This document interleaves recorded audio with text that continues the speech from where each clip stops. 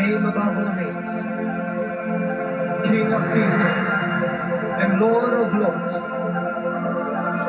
Satu nama yang menyelamatkan, satu nama yang menyucikan, satu nama yang membangkitkan hidup kami. Nama Yesus Kristus Tuhan, Raja segala Raja, Tuhan segala Tuhan, Kau layak disembah.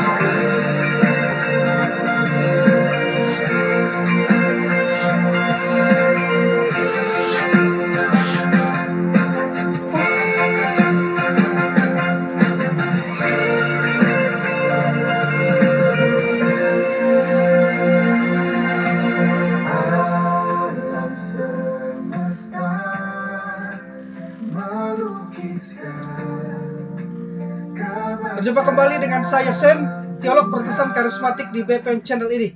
Kiranya kasih karunia dan damai sejahtera dari Allah Bapa dan Tuhan kita Yesus Kristus dan perusahaan Roh Kudus menyertai kita sekalian. Doa saya kepada Bapak, Ibu, dan Saudara yang mendengarkan channel ini dalam keadaan baik, sehat, dan tidak kekurangan apapun kemurahan, kasih, dan kebaikan Tuhan. Baik, pada kesempatan ini saya akan melanjutkan sesi pengajaran saya, pengantar teologi sistematik ringkas atau teologi sistematik ringkas hari ini di sesi yang ke-7. Di sesi yang ke-7, dasar-dasar logika ilmu menalar. Dasar-dasar logika ilmu menalar.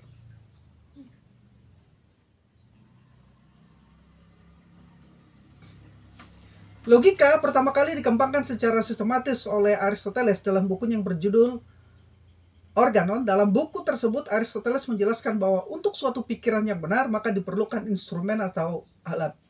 Instrumen atau alat itu adalah logika. Jadi dalam buku tersebut Aristoteles mengembangkan rumusan-rumusan logika yang saat ini dikenal dengan istilah logika Aristotelian atau logika klasik. Ini tidak berarti bahwa sebelum Aristoteles tidak ada kaidah-kaidah berpikir logis. Diketahui bahwa di negara-negara timur kuno seperti Mesir, Babilonia, India, dan Tiongkok yang mempunyai kebodohan yang tinggi, keberadaan berpikirnya secara logis tidak perlu diragukan lagi. Hanya saja belum diatur secara sistematis. Aturan berpikir logis tersebut baru terwujud dengan usaha sistematisasi atau sisteminasi dari Aristoteles. Nah, pada akhir abad ke-19, oleh Jules Boole, logika klasik dikembangkan menjadi logika modern, sehingga saat ini logika telah menjadi bidang pengetahuan yang sangat luas dan tidak hanya dibatasi pada filsafat tetapi juga pada pengetahuan yang bersifat teknis dan ilmiah. Logika klasik berfungsi untuk mengemukakan sesuatu itu benar apabila langkah-langkah yang diambil itu benar.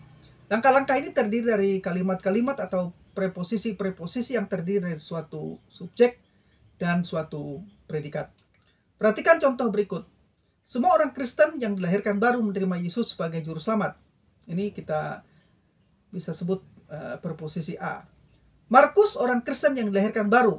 Ini kita sebut preposisi B.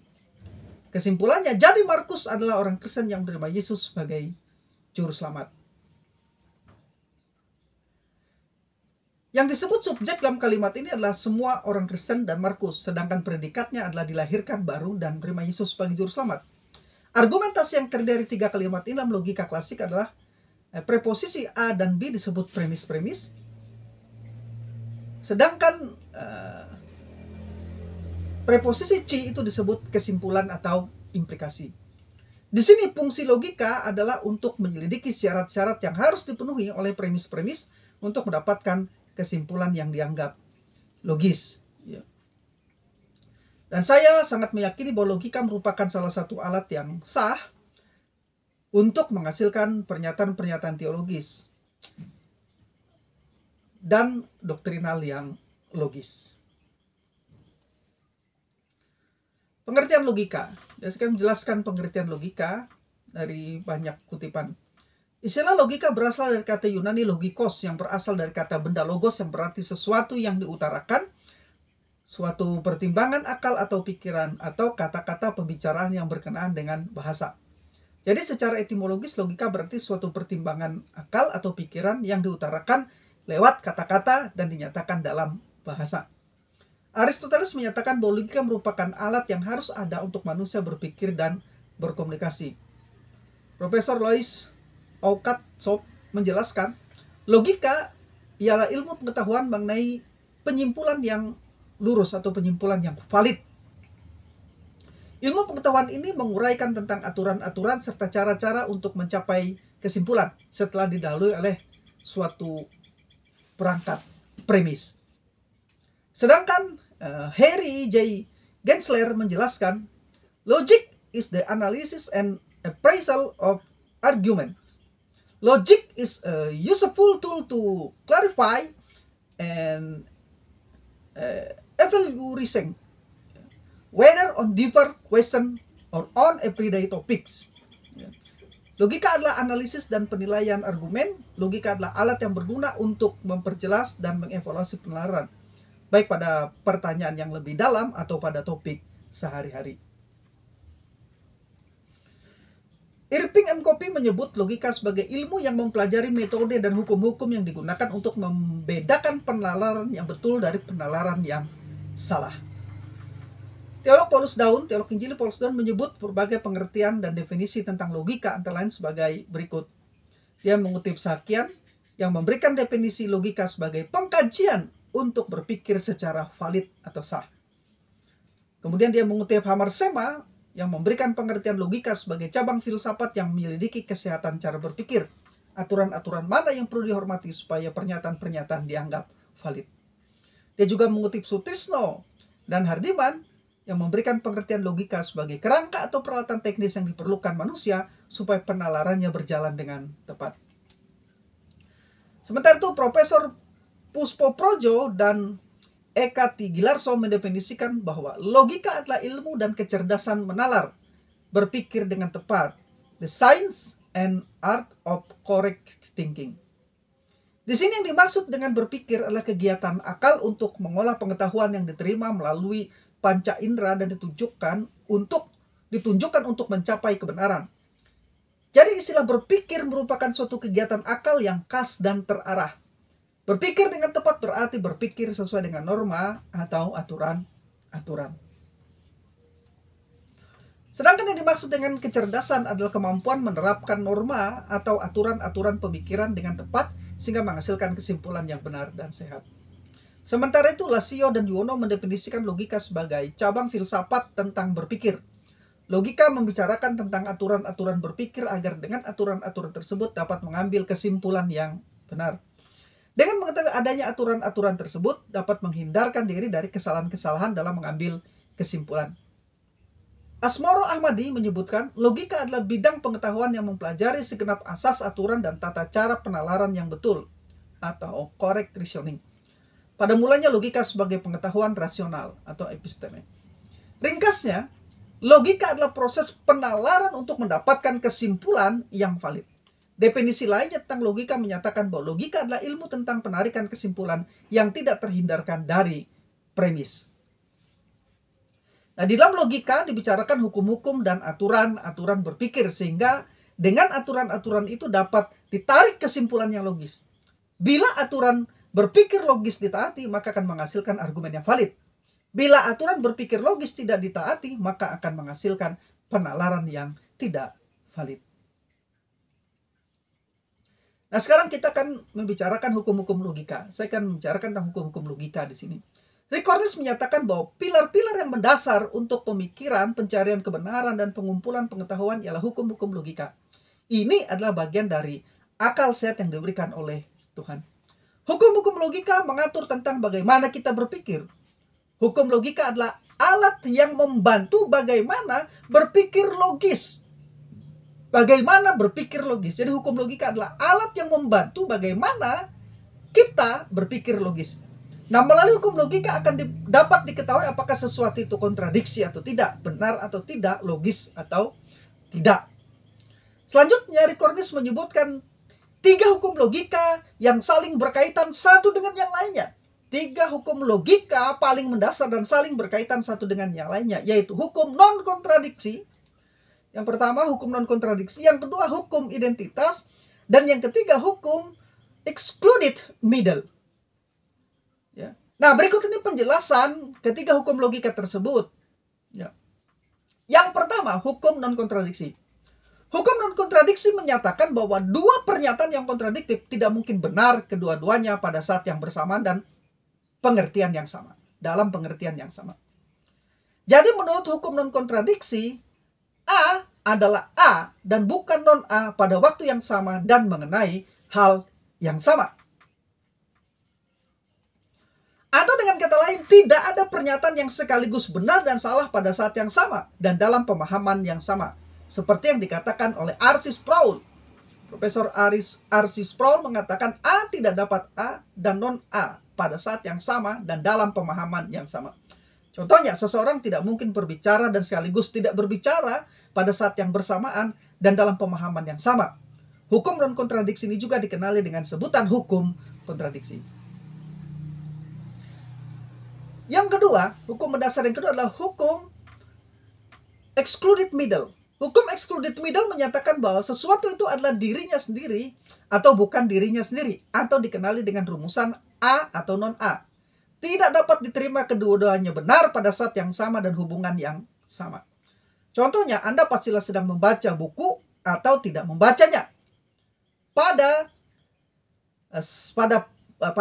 saat yang sama dan dalam pengertian atau hubungan yang sama.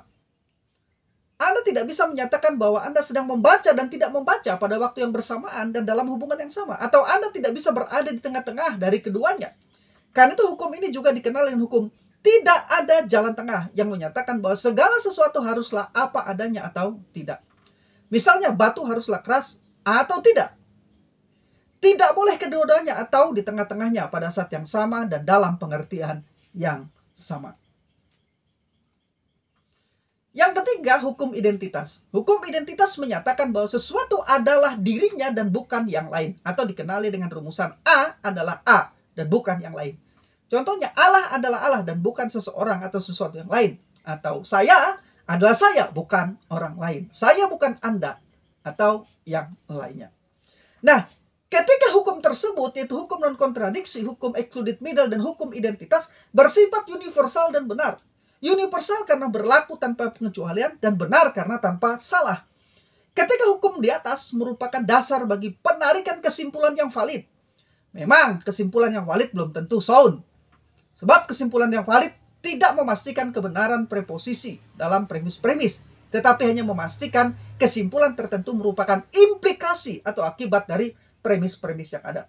Sebuah argumen disebut logis atau sound apabila premis-premis dan kesimpulannya benar. Dan sebuah argumen disebut tidak sound walaupun valid apabila premis-premis atau salah satu premisnya tidak benar atau tidak berdasarkan kenyataan atau kebenaran.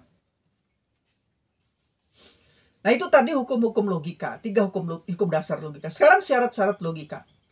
Profesor Peter Kreeft dan Ronald K. Tissel menyebutkan bahwa struktur inheren dari akal manusia dapat dilihat melalui 3 tindakan dari pikiran. Yang pertama pengertian, yang kedua penilaian, dan yang ketiga pemikiran. Ketiga tindakan dari pikiran itu diungkapkan dalam satu istilah, 2 preposisi, dan yang ketiga argumentasi. Istilah itu bisa jelas atau tidak jelas. Preposisi bisa benar atau tidak benar. Argumen bisa valid secara logika atau tidak valid. Selanjutnya, Peter Kreeft dan Ronald K. Tissel menjelaskan suatu istilah itu jelas bila istilah itu dapat dimengerti dan tidak kabur. Sebuah preposisi adalah benar bila preposisi itu cocok dengan realita dan menyatakan keadaannya. Sebuah argumentasi adalah valid bila kesimpulan yang diambil sesuai dengan dasar-dasar pemikiran. Apabila argumen itu bebas dari kekeliruan logika, maka kesimpulan yang diambil itu pasti benar. Karena logika adalah bagaimana berpikir benar untuk mendapatkan kesimpulan yang benar, maka harus ada norma atau aturan yang ditaati. Profesor Puspo Rojo dan Eki Gilarso menyebutkan 3 syarat utama yang harus dipenuhi agar suatu pemikiran atau penalaran dapat menghasilkan kesimpulan logis atau kesimpulan yang valid. Ketiga persyaratan itu antara lain adalah sebagai berikut. Ya. Yang pertama, premis-premis harus berdasarkan kenyataan atau premis-premis harus benar. Suatu penalaran meskipun valid, bila tidak berdasarkan kenyataan atau premis-premis tidak benar, maka pemikiran tersebut tidak akan menghasilkan kesimpulan yang sound atau logis karena tidak mengandung kebenaran. Perhatikan contoh silogisme berikut ini. Semua manusia berkaki 4. Premis 1. Sokrates adalah manusia. Premis 2. Karena itu Sokrates berkaki 4. Kesimpulan. Premis 1 dalam silogisme di atas tidak didasarkan pada kenyataan atau tidak benar. Yang benar adalah bahwa semua manusia itu berkaki 2, bukan berkaki 4. Sedangkan premis 2 berdasarkan kenyataan bahwa Sokrates adalah manusia. Tetapi karena salah satu premis tersebut keliru atau tidak berdasarkan kenyataan, maka hasilnya adalah kesimpulan yang tidak logis. Kesimpulannya tidak logis. Tidak valid. Bisa atau disebut kesimpulan tidak valid. Nah, yang kedua, argumentasi yang diajukan harus disertai dengan alasan-alasan yang tepat, memadai. Pernyataan atau pendapat yang tidak dibuktikan atau tidak didukung alasan-alasan yang memadai tidak dapat diterima sebagai pemikiran yang logis. Perhatikan contoh berikut. Semua tetangga saya mempunyai mobil. Premis 1. Budi teman saya juga mempunyai mobil. Premis 2. Karena itu saya pun harus mempunyai mobil. Kesimpulannya. Nah, dalam pemikiran tersebut, alasan-alasan yang diajukan tidak memadai. Tidak ada keharusan bagi saya untuk membeli mobil hanya karena semua tetangga saya memiliki mobil atau Budi teman saya memiliki mobil. Alasan yang diajukan tidak memadai untuk saya, mengharuskan saya untuk membeli mobil. Ya, sehingga tidak tepat kesimpulan yang diambil. Nah, yang ketiga, ya, argumentasinya harus mengikuti alur pikiran logis. Suatu argumentasi walaupun premis-premisnya benar, tetapi jika kesimpulannya tidak mengikuti hubungan antar premis-premisnya, maka kesimpulannya juga tidak valid.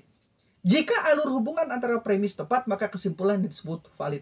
Karena itu, Profesor Arthur F. Holmes menegaskan bahwa dalam penalaran, argumennya harus valid. Atau dengan kata lain, kesimpulannya harus logis mengikuti hubungan antar premis-premis. Perhatikan contoh berikut. Semua sapi itu binatang. Premis 1. Semua kuda itu binatang. Premis 2. Jadi sapi itu sama dengan kuda. Kesimpulannya. Nah, premis 1 dan premis 2 dalam kalimat di atas benar. Tetapi kesimpulannya yang salah dan tidak logis. Yaitu tidak ada kaitannya antar premis-premis dengan kesimpulan. Harusnya kesimpulan yang valid dari premis-premis itu adalah semua sapi dan kuda adalah binatang. Itu tadi 3 syarat dari logika. Nah, sekarang metode penalaran dasar. Pada umumnya para filsuf sepakat mengenai 2 bentuk penalaran dasar, yaitu logika deduktif dan logika induktif. Profesor Louis Aucassin menyebutkan logika dibagi dalam 2 cabang pokok, yakni logika deduktif dan logika induktif. Profesor Arthur F. Holmes menjelaskan, walaupun masih ada jenis penalaran lain dan yang kurang formal, tetapi 2 ini cukup untuk memenuhi tujuan kita. Jenis pertama deduksi, merupakan metode yang mendasar dalam logika formal dan mendapat contoh terbaiknya ada di dalam matematika. Jenis kedua, induksi, metode yang mendasar dalam logika material, yaitu penalaran tentang hal-hal faktual dan penggunaannya paling terkenal ialah dalam sains empiris. Selanjutnya, Profesor Holmes menyatakan walaupun matematika dan sains empiris merupakan contoh dan ketelitian dalam kesuksesan dalam penggunaan kedua metode ini, deduksi dan induksi juga digunakan dalam penalaran filosofis dan teologis dan dalam banyak konteks lainnya. Nah, jadi di sini Arthur F. Holmes menganggap logika deduktif sebagai yang mendasar bagi logika formal dan logika induktif sebagai yang mendasar bagi logika material. Sementara itu, teolog Injili Paulus Doan menyatakan bahwa metode deduksi adalah menelusuri masalah dari yang umum ke khusus atau menelusuri hal-hal yang bersifat abstrak ke soal-soal konkret. Sedangkan metode induksi menelusuri masalah dari khusus ke umum atau menelusuri masalah-masalah yang konkret ke soal-soal yang abstrak. Nah, sekarang kita lihat yang pertama, logika deduktif. Logika deduktif adalah cara-cara untuk mencapai kesimpulan-kesimpulan dengan lebih dahulu mengajukan pernyataan-pernyataan yang umum ke yang lebih khusus. Pernyataan-pernyataan ini disebut premis-premis. Bentuk penalaran yang paling sederhana dalam logika deduktif adalah silogisme, yaitu suatu kesimpulan yang diambil dari premis-premis atau penarikan kesimpulan yang diambil dari premis-premis. Logika silogisme ini dikenal sebagai logika Aristotelian.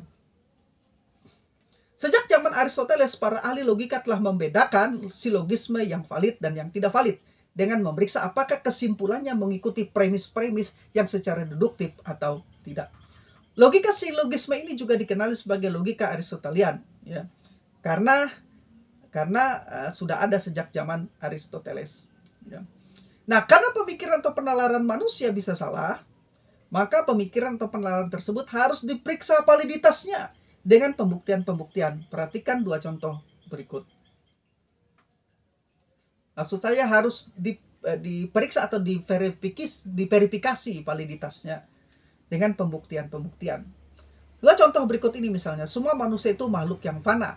Premis 1, Sokrates adalah manusia. Premis 2, karena itu Sokrates adalah makhluk yang fana. Kesimpulannya, silogisme ini valid karena kesimpulannya merupakan implikasi yang tidak terhindarkan dari premis-premisnya. Dan kesimpulannya logis. Dan kesimpulannya logis juga benar. Contoh yang kedua, semua manusia berkaki dua, premis 1. Semua burung berkaki dua, premis 2. Karena itu semua burung adalah manusia. Itu kesimpulannya. Nah, walaupun premis-premis silogisme, contoh silogisme ini benar, tetapi kesimpulannya ternyata salah. Karena penarikan kesimpulan premis-premis itu tidak mengikuti logika yang valid, atau kesimpulannya tidak valid. Argumen itu gagal melihat manusia dan burung sebagai dua jenis makhluk hidup yang berbeda. Karena itu penalaran deduktif akan berhasil jika terdapat validitas logisnya dan premis-premis mengimplikasikan kesimpulan yang tidak terhindarkan. Ya. Sekarang yang kedua, logika induktif. Logika induktif merupakan penarikan kesimpulan dari pernyataan-pernyataan yang khusus untuk mendapatkan penyimpulan yang lebih umum. Jadi suatu penalaran atau pemikiran disebut induktif jika penalaran atau jika penarikan kesimpulan bersifat umum atau berlaku untuk semua atas dasar pengetahuan tentang hal-hal yang khusus atau sedikit. Agar mencapai kesimpulan yang benar dan pasti dalam metode induktif, maka alur pemikiran harus memenuhi persyaratan-persyaratan tertentu. Walaupun persyaratan-persyaratan tersebut menurut Profesor Louis Ocatzov bersifat sangat umum, seperti 1. Pastikan bahwa kesimpulan-kesimpulan umum tersebut mendapat cukup bukti dari peristiwa-peristiwa khusus. Yang kedua, pastikan bahwa kesimpulan-kesimpulan itu tidak berdasarkan peristiwa-peristiwa yang istimewa. Pernyataan cukup dan istimewa itu sendiri harus dijelaskan jumlah dan ukurannya. Dengan demikian dapat dijadikan suatu aturan sebagai acuan dalam penarikan kesimpulan. Selanjutnya, Ocatzov memberikan contoh berikut. Misalnya kita melihat 3 peristiwa yang di dalamnya seseorang yang pergi ke gereja secara tetap memberikan bantuan kepada orang-orang miskin. Kita mungkin terpengaruh untuk menyimpulkan bahwa semua orang yang pergi ke gereja itu memberi bantuan kepada orang-orang miskin. Dalam hal ini sesungguhnya jumlah peristiwa yang kita dapat sulit untuk menjamin kebenaran generalisasi atau penyamarataan yang kita lakukan. Tetapi bagaimanapun itulah contoh yang kita dapatkan dalam induksi. Jadi pada dasarnya kesimpulan induktif bersifat probabilitas atau kemungkinan berdasarkan atas pernyataan-pernyataan yang telah diajukan. Demikian kata Profesor Ocatzov. Kelemahan utama metode induktif adalah bahwa seseorang dapat terjebak dengan terlalu cepat mengambil suatu kesimpulan umum tanpa memperhatikan apakah cukup memiliki dasar untuk itu, atau menganggap sudah pasti sesuatu yang sama sekali belum pasti. Contoh generalisasi yang tergesa-gesa seperti dalam pernyataan-pernyataan berikut ini bersifat belum pasti. Seperti misalnya rambut gondrong sama dengan kurang ajar, orang desa itu kolot, pegawai negeri itu malas, orang timur itu halus, dan sebagainya. Semua pernyataan itu bersifat belum pasti, ya, bersifat belum pasti atau probabilitas. Pernyataan-pernyataan itu sampaikan seakan-akan berlaku secara universal untuk semua orang, padahal sama sekali belum tentu. Kalau ada beberapa pemuda yang berambut gondrong yang bertingkah laku kurang ajar, belumlah cukup menjadi dasar untuk membuktikan bahwa semua pemuda berambut gondrong itu kurang ajar. Adanya penjahat-penjahat yang berambut gondrong itu sama sekali tidak berarti bahwa semua yang berambut gondrong itu pasti penjahat. Kesalahan seperti itu disebut generalisasi tergesa-gesa karena menyatakan sesuatu berlaku umum untuk semua, padahal sebenarnya tidak berlaku umum. Nah, pada dasarnya terdapat 2 jenis generalisasi, yaitu empiris dan yang diterangkan. Generalisasi empiris adalah suatu penyimpulan universal yang didasarkan pada pengetahuan empiris atau pengalaman. Pada saat pengetahuan empiris dipelajari secara kausalitas atau menyelidiki sebab akibat, maka pengetahuan empiris menjadi generalisasi yang diterangkan. Karena itu saat melakukan penyimpulan dengan metode induktif sangat berguna apabila didukung oleh penyimpulan kausalitas dan berdasarkan statistik. Nah, penyimpulan kausalitas atau secara kausal adalah upaya untuk menemukan sebab akibat dari hal-hal yang terjadi dengan mengajukan seperangkat pertanyaan tentang apakah yang menyebabkan peristiwa-peristiwa itu terjadi. Misalnya terjadi suatu pandemik COVID-19, maka dapat diajukan pertanyaan apa sebab-sebab pandemik COVID-19 tersebut. Sedangkan statistik merupakan data dalam bentuk tabel, grafik, angka-angka, daftar informasi yang sangat berguna dalam melakukan analisis, klasifikasi, dan komparasi sebagai dasar bagi penyimpulan induktif yang benar dan valid. Jadi ringkasnya, logika adalah proses penalaran atau penarikan kesimpulan untuk mendapatkan kebenaran yang dapat dipertanggungjawabkan validitasnya. Dalam logika dibicarakan aturan-aturan berpikir agar dengan aturan itu dapat mengambil kesimpulan yang valid. Juga dibicarakan hukum-hukum logika. Pada dasarnya metode logika adalah proses berpikir, proses penalaran atau berpikir agar mendapatkan hasil yang valid atau mendapatkan kesimpulan yang valid. Nah, sekarang saya ingin menjelaskan logika sebagai alat teologi. Setiap orang Kristen seharusnya berani mengambil sikap tegas menguji segala sesuatu, apalagi menyangkut ajaran iman atau perilaku yang diklaim benar. Kemudian bertindak berdasarkan hasil pengujian merupakan kewajiban bagi semua orang Kristen.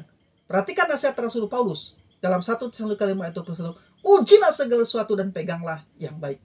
Rasa takut untuk menguji segala sesuatu yang datang dengan memakai jubah kekristenan dan mengatasnamakan Roh Kudus tidaklah menunjukkan spiritualitas yang tinggi, tetapi justru menunjukkan kelemahan.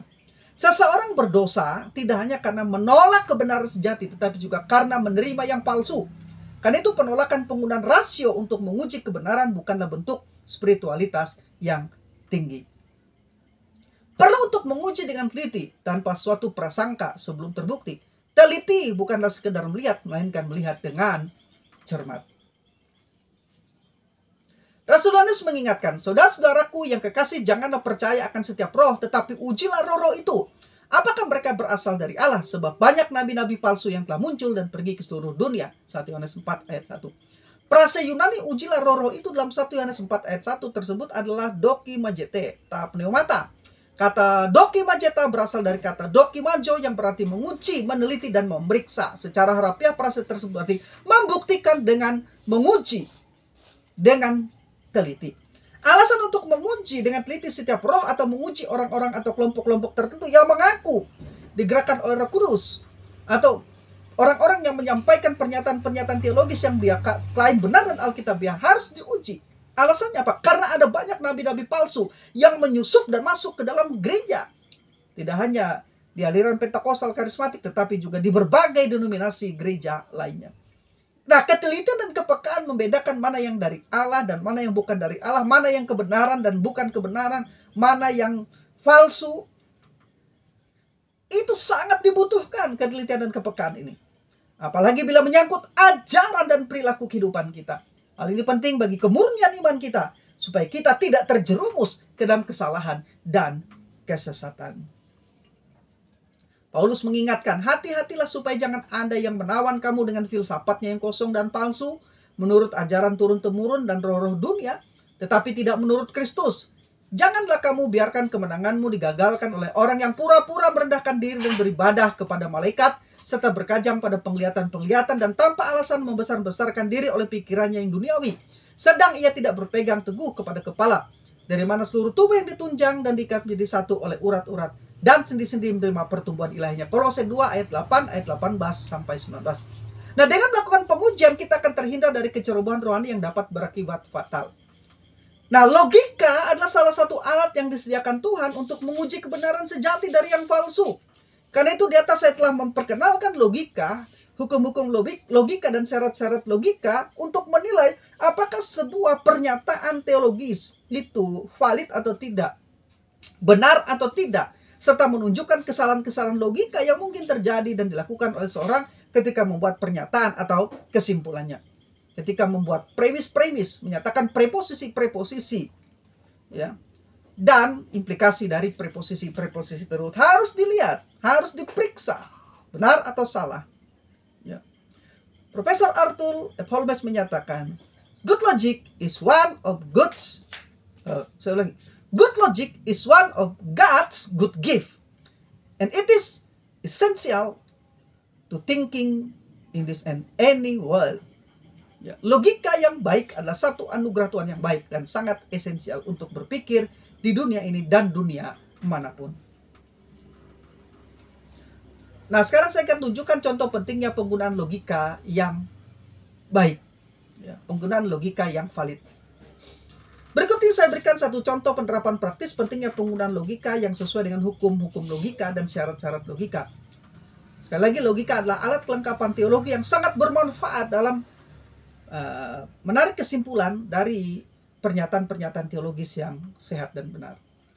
Nah, logical fallacy atau kesalahan teologi yang dilakukan oleh Pendeta Dr. Erastus Sabdono, MTH, dalam buku Menemukan Kekristenan yang Hilang di halaman 41 sampai 44. Halaman 41 sampai 44, ya.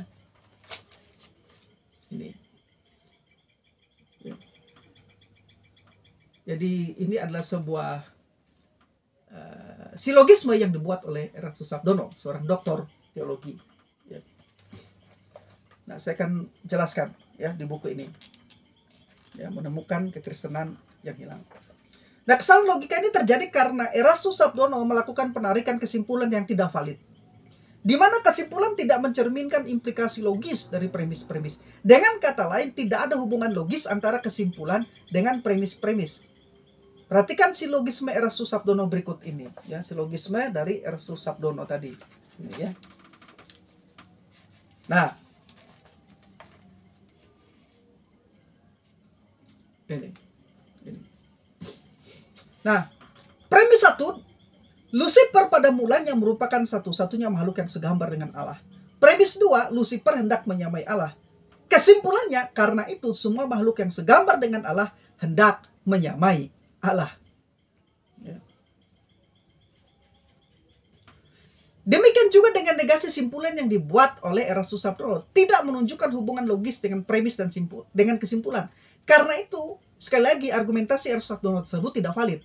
Premis 1, Lucifer pada mulanya merupakan satu-satunya makhluk yang segambar dengan Allah. Premis 2, Lucifer hendak menyamai Allah. Kesimpulannya, karena itu semua makhluk yang segambar dengan Allah hendak menyamai Allah. Lalu negasi kesimpulannya, ada makhluk yang segambar dengan Allah dan tidak hendak menyamai Allah. Nah, selain tidak valid, preposisi premis 1 berisi klaim kebenaran yang subjektif dan tidak terverifikasi secara teologis. Dengan kata lain, preposisi premis 1 yang menyatakan Lucifer pada mulanya merupakan satu-satunya makhluk yang segambar dengan Allah tidak lebih dari sekedar spekulasi teologis, tidak didukung oleh data Alkitab yang memadai dan prinsip hermeneutik yang sehat. Ada kesalahan dalam preposisi premis 1 di mana telah terjadi kesalahan eksegesis atau exegetical fallacy terhadap data Alkitab yang dijadikan sebagai ayat acuannya, itu Yeskiel 28 ayat 1 sampai 19, dengan memasukkan idenya, pendapatnya sendiri, dengan penafsiran yang tidak dapat dipertanggungjawabkan kebenarannya. Preposisi yang menyatakan bahwa Lucifer, iblis, diciptakan segambar dengan Allah adalah sebuah spekulasi teologis. Menurut Alkitab, satu-satunya makhluk ciptaan yang segambar dengan Allah menurut data Alkitab adalah manusia. Kejadian 1 ayat 26 dan ayat 27. Tidak ada di bagian manapun dalam Alkitab yang menyatakan dengan jelas bahwa malaikat adalah makhluk ciptaan yang diciptakan segambar dengan Allah. Dengan demikian, Erastus Sabdono telah memasukkan pendapatnya sendiri dan menganggapnya sebagai kebenaran. Itu sebuah kesalahan dalam eksegesis yang disebut dengan eisegesis, memasukkan ide, asumsi atau gagasan atau pendapat subjektif ke dalam teks. Nah, kelihatannya silogisme Erastus Sabdono itu dibuatnya dalam rangka mendukung asumsi pribadinya bahwa manusia diciptakan oleh Allah dengan tujuan menjadi corpus delicti untuk membuktikan kesalahan iblis. Namun sayangnya argumentasi silogisme tersebut tidak valid dan merupakan contoh logika yang buruk. Untuk preposisi premis 2 dalam silogisme Erastus Sabdono tersebut, saya tidak mempersoalkannya. Karena preposisi premis 2 itu bisa dibenarkan menurut prinsip penafsiran the law of double reference atau hukum referensi ganda. Secara teologis, Yesaya 14 ayat 12-14 di bawah personifikasi Raja Babel, iblis digambarkan hendak menyamai Allah yang Maha Tinggi. Tetapi di sini perlu saya tegaskan bahwa saya tidak setuju dengan Erastus Sabdono bahwa iblis dinamai oleh Erastus Sabdono dengan Lucifer. Lucifer bukanlah nama iblis. Jadi di sini yang saya setuju hanyalah preposisinya bahwa iblis hendak menyamai Allah. bukan pada soal nama iblis adalah Lucifer atau bukan.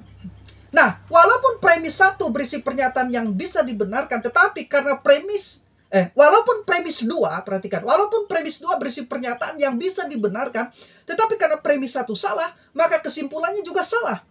Selain itu, saya tidak melihat adanya hubungan kausalitas atau hubungan sebab akibat antara premis 1 dan premis 2 sehingga menghasilkan kesimpulan yang valid. Kesimpulannya tidak valid sama sekali. Jadi, kesimpulan salah, semua makhluk yang segambar dengan Allah hendak menyamai Allah itu karena tidak ada hubungan kausalitas antara premis 1 dan premis 2. Tidak validnya silogisme Erastus Sabdono ini bisa diasosiasikan ke dalam salah satu dari kesalahan logika ini.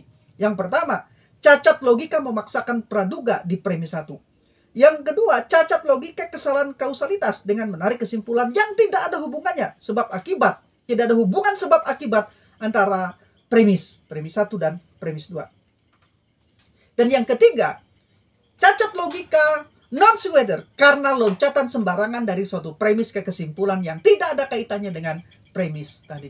Sebagaimana di dalam menafsirkan Alkitab ada syarat-syarat hermeneutikal dan eksegetikal yang harus dipenuhi agar menghasilkan tafsiran yang benar dan sehat. Demikian juga dalam logika ada aturan-aturan yang harus diikuti.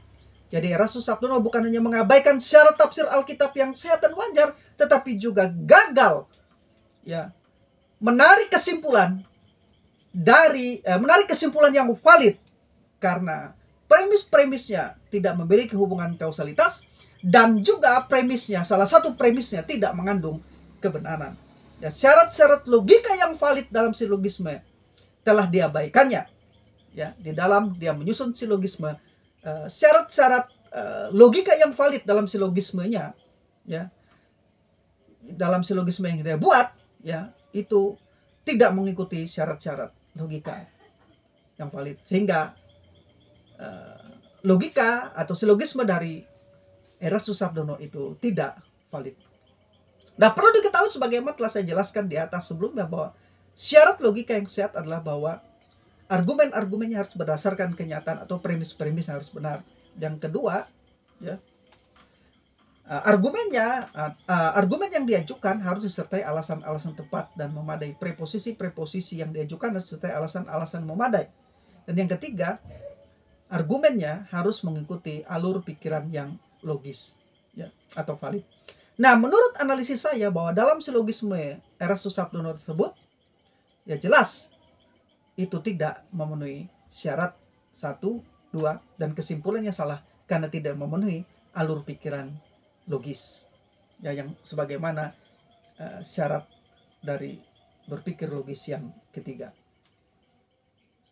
Lebih jauh setelah membaca dengan seksama ajaran Corpus Delicti Erastus Sabdono, maka di dalam artikel saya pada tahun 2016, yang artikel saya berjudul Benarkah Manusia Diciptakan oleh untuk menjadi Corpus Delicti, sebuah respon terhadap ajaran Corpus Delicti Erastus Sabdono, saya menunjukkan 4 konsekuensi dari ajaran Corpus Delicti Erastus Sabdono. Yaitu pertama, ajaran Corpus Delicti tersebut meragukan kebijaksanaan Tuhan dengan mempertanyakan mengapa Tuhan tidak langsung membinasakan iblis ketika ia berdosa. Kedua, ajaran Corpus Delicti tersebut meragukan kemahatauan Tuhan dengan mengatakan bahwa Tuhan tidak bisa membuktikan kesalahan iblis. Padahal, seperti dalam penjelasan saya di awal, dalam artikel saya, bahwa pemberontakan iblis adalah bukti dari kesombongannya melawan Allah. Jadi tidak perlu ada yang namanya Corpus Delicti dalam kasus ini, karena bukti sudah ada. Dan hukuman sudah ditetapkan bagi iblis dan pengikut-pengikutnya. Yang ketiga, ajaran Corpus Delicti tersebut meragukan kemahakuasaan Tuhan karena manusia diciptakan Tuhan yang menjadi Corpus Delicti itu ternyata jatuh juga dalam pemberontakan. Dengan kata lain, Tuhan tidak becus menciptakan manusia yang tahan. Bukankah Tuhan dalam kedaulatannya telah menetapkan hukuman neraka kepada iblis yang memberontak? Bukan Alkitab menyatakan bahwa neraka telah disediakan untuk iblis dan pengikut-pengikutnya sesuai dengan apa yang dinyatakan Tuhan Yesus Kristus dalam Matius 25 ayat 41. Jadi hukuman akhir yaitu neraka untuk iblis sudah ditetapkan sejak kejatuhannya. Wahyu 20 ayat 10 mengatakan, dan iblis yang menyesatkan mereka dilemparkan ke dalam lautan api dan belerang, yaitu tempat binatang dan nabi palsu itu, dan mereka disiksa siang malam sampai selama-lamanya. Dalam suatu penglihatan apokaliptik, Rasul Yohanes melihat bahwa iblis dijatuhi hukuman, dilemparkan ke neraka, ke Gehenna untuk selama-lamanya. Allah berdaulat dan dia akan melaksanakan apa yang sudah menjadi penentuan keputusannya. Keputusan hukuman atas iblis telah dijatuhkan, hanya eksekusinya dalam penglihatan Apokaliptus dilihat nanti terjadi di akhir zaman. Yang keempat, ajaran corpus delicti tersebut meragukan kebaikan Tuhan, sebab mengajarkan bahwa tujuan Allah menciptakan manusia adalah agar menjadi corpus delicti, hanya untuk membuktikan kesalahan iblis. Pertanyaannya, apakah Tuhan kekurangan kerjaan sehingga rentetan panjang sejarah manusia dipergunakan hanya untuk membuktikan kesalahan iblis? Lalu ada berapa banyak manusia yang telah menjadi korban dan akan menjadi korban demi untuk mendapatkan bukti bahwa iblis bersalah? Betapa kejamnya Allah apabila buat manusia hanya untuk tujuan tersebut. Jadi Allah dalam corpus delicti yang diajarkan oleh Ratu Sabdono adalah Allah yang tidak masuk akal. Menurut Alkitab, tujuan utama manusia adalah memuliakan Tuhan. Tidak, tujuan tertinggi manusia adalah memuliakan Tuhan, bukan menjadi corpus delicti. Arah tujuan kita di dunia adalah Tuhan Sang Pencipta. Apapun yang kita lakukan haruslah untuk memuliakan Tuhan. Ya. 1 Korintus 10 ayat yang ke-31. Ya.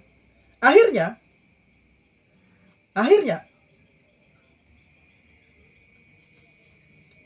kita lihat bahwa tidak semua pernyataan teologis dan doktrinal yang diklaim Alkitabiah itu sungguh-sungguh Alkitabiah. Tidak semua juga pernyataan yang disebut logis itu valid atau logis. Justru spekulasi teologis seringkali ada di dalam pernyataan-pernyataan teologis. Dan spekulasi teologis seringkali menyimpang dan berbahaya bagi iman Kristen. Seperti contoh dalam pernyataan teologis Erastus Sabdono tadi. Walaupun dia menyatakan bahwa ajaran-ajaran itu logis dan bahkan menggunakan silogisme yang tidak valid tadi saya jelaskan.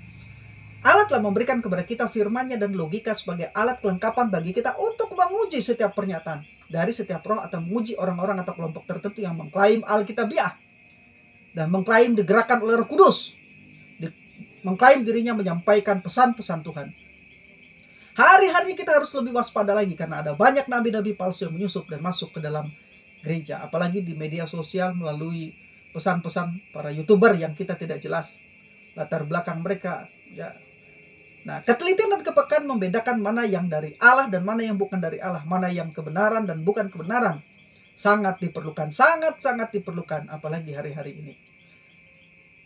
Apalagi bila menyangkut ajaran dan perilaku kehidupan kita. Hal ini penting bagi kemurnian iman kita dan supaya kita tidak terjerumus dalam kesalahan, dalam kesesatan yang disebabkan oleh ajaran atau pernyataan-pernyataan teologis orang lain yang mengaku-ngaku Alkitabiah, mengaku-ngaku ajaran yang murni, mengaku-ngaku ajaran yang benar. Jadi perhatikan baik-baik, pertimbangkan baik-baik dan gunakan logika sebagai salah satu alat kelengkapan untuk kita menguji berbagai ajaran dan pernyataan-pernyataan teologis.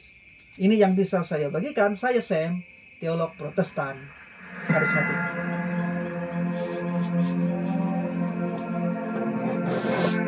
Name above all names, King of kings and Lord of lords. Satu nama yang menyelamatkan, satu nama yang menyucikan, satu nama yang membangkitkan hidup kami. Nama Yesus Kristus Tuhan, Raja segala Raja, Tuhan segala Tuhan, Kau layak disembah.